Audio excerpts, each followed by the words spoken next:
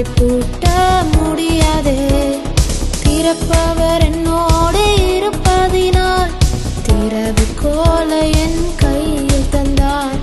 திறப்பவர் என்னோடு இருப்பதினால் திறவுகோலை என் கையில் தந்தார். உபாகமும் 7வது அதிகாரம் அதனுடைய 14வது வசனம், சகல ஜனங்களை பார்க்கிலும் நீ ஆசீர்வதிக்கப்பட்டிருப்பாய்.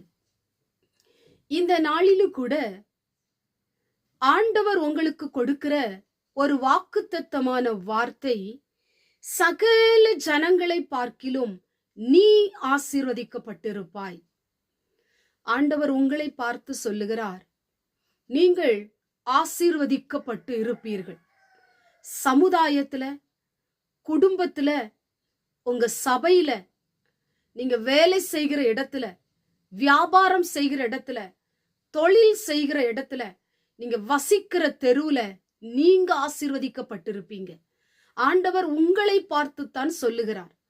நீங்கள் ஆண்டவரை ஆராதிக்கிற பிள்ளைகளா இருக்கலாம், ஆண்டவரை தேடுகிற பிள்ளைகளா இருக்கலாம், ஆண்டவருடைய வார்த்தையை கேட்டு அதன்படி நடக்கிறவர்களா இருக்கலாம், ஆண்டவருடைய வாக்குக்கு செவி கொடுக்கிற பிள்ளைகளா இருக்கலாம், ஆண்டவருக்கு முன்பதாக உண்மையும் உத்தமமாயிருக்கிற பிள்ளைகளா இருக்கலாம். உங்களை பார்த்துத்தான் ஆண்டவர் சொல்லுகிறார், சகல ஜனங்களை பார்க்கிலும் நீ ஆசீர்வதிக்கப்பட்டிருப்பாய். உன் குடும்பம் ஆசீர்வதிக்கப்பட்டிருக்கும், உன் வேலை ஆசீர்வதிக்கப்பட்டிருக்கும், உன் வீடு ஆசீர்வதிக்கப்பட்டிருக்கும், உன் பொருளாதாரம் ஆசீர்வதிக்கப்பட்டிருக்கும். உங்களுக்கு உண்டான எல்லாவற்றையும் அவர் ஆசீர்வதிக்கப்பட்டிருக்கும்படியாக ஆண்டவர் கிருபை செய்ய போகிறார். எனக்கு அன்பான தேவ பிள்ளைகளே, நீங்க நினைக்கலாம், எனக்கு ஆசீர்வாதமே இல்லை, எனக்கு உயர்வே இல்லை, எனக்கு மேன்மையே இல்லை, வருத்தப்படுறேன், வேதனைப்படுறேன், மன சஞ்சலத்துல இருக்கிறேன், மன குழப்பத்துல இருக்கிறேன், தீராத பிரச்சனை. என் வாழ்க்கையில மேன்மை உண்டா? என் வாழ்க்கையில உயர்வு உண்டா? என் வாழ்க்கையில ஆசீர்வாதம் உண்டா? என் வாழ்க்கையிலே நான் எதிர்பார்த்த காரியங்கள் ஏன் நடக்கவில்லை என்று புலம்பிக் கொண்டிருக்கிறீங்களா? இன்னைக்கு உங்களை பார்த்து தான் ஆண்டவர் சொல்றாரு, பிரச்சனைய பார்த்து பயப்படாத. இன்னைக்கு பிரச்சனை பண்ணுகிற மனிதர்கள் உங்களோடு கூட யுத்தம் பண்ணி கொண்டிருக்கிறாங்களா? அவங்கள பார்த்து நீங்க பயப்படாதீங்க.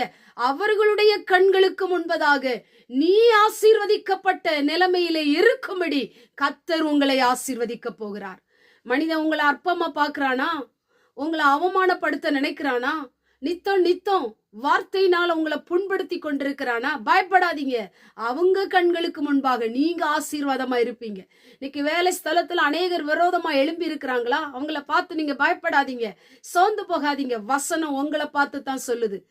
ஆண்டவருடைய வார்த்தை உங்களை பார்த்து தான் சொல்லுது, நீ ஆசீர்வதிக்கப்பட்ட நிலைமையில இருப்பா. நான் உன்னை ஆசீர்வதிப்போம், பிள்ளைகளை ஆசீர்வதிப்பேன், உன்னை ஆசீர்வதித்து உயர்ந்த நிலைமையில நான் வைப்பேன். ஆண்டவர் வாக்கு கொடுக்கிறார். எதை குறித்து சோர்ந்து போகாதீங்க. ஆசீர்வதிக்கிற தேவன் உங்களோடு கூட இருக்கிறார். ஆண்டவர் கொடுத்த வாக்கு உங்களுக்குள்ளே இருக்கிறது. அது உங்களை உயிர்ப்பிக்கும், உங்களை பலப்படுத்தும், உங்களை உற்சாகப்படுத்தும், உங்களை தைரியப்படுத்தும். அதை சுதந்தரிக்கும்படி ஆண்டவர் உதவி செய்வார். கண்களை மூடி ஜெபம் பண்ணுவோம். எங்கள் பரிசுத்தமுள்ள நல்ல பிதாவே, கேட்டதான வசனத்தின் மூலமாய் உடைய பிள்ளைகளை ஆசீர்வதிக்கப்பட்ட நிலைமையில் அவர்களை மாற்றும். நீ சகல ஜனங்களை பார்க்கிலும் ஆசீர்வதிக்கப்பட்டு இருப்பா என்று வேதம் சொல்லப்பட்டது போல ஒவ்வொரு ஸ்தானத்திலும் அவங்களை ஆசீர்வதி.